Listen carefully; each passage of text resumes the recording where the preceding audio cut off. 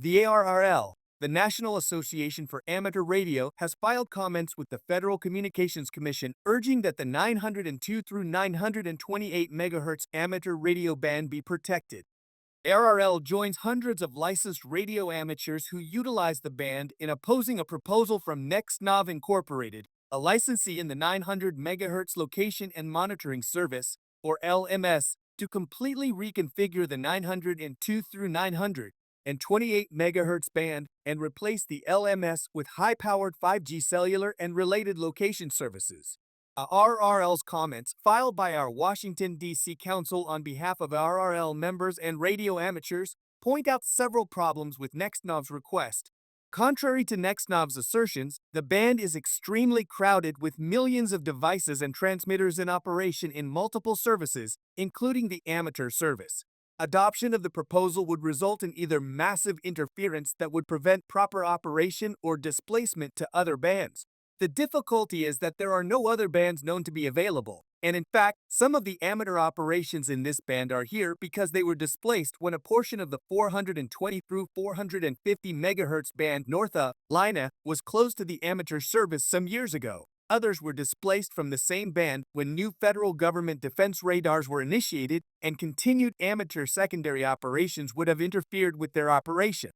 Pushing amateur radio out of heavily used spectrum is a risk to public service, ARRL argues in the comments. When space can be found in this band, amateurs employ it to establish wide-area voice and some television signal repeaters. Others are actively experimenting with digital mesh networks and associated control links. These networks are a test bed for digital design and experimentation, but also are available and used for backup emergency communications purposes.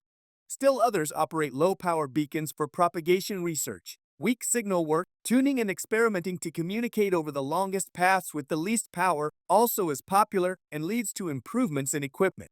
Mesh networks are becoming increasingly useful in emergency communications. Just this past week, the ARRL Utah section announced that dozens of amateur radio emergency service volunteers are working to expand the mesh network around the state.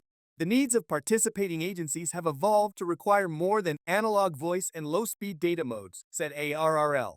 Utah Section Public Information Coordinator Scott Rosenbusch, K7HSR. High-speed mesh networks using ARRL Amateur Radio Emergency Data Network software will allow amateur radio to play a larger role in supporting these agencies in emergencies.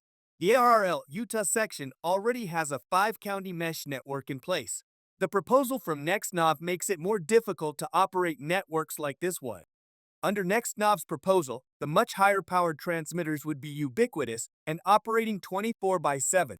The resulting interference would effectively exclude many of the current amateur operations that are operating in the 902 through 928 MHz band.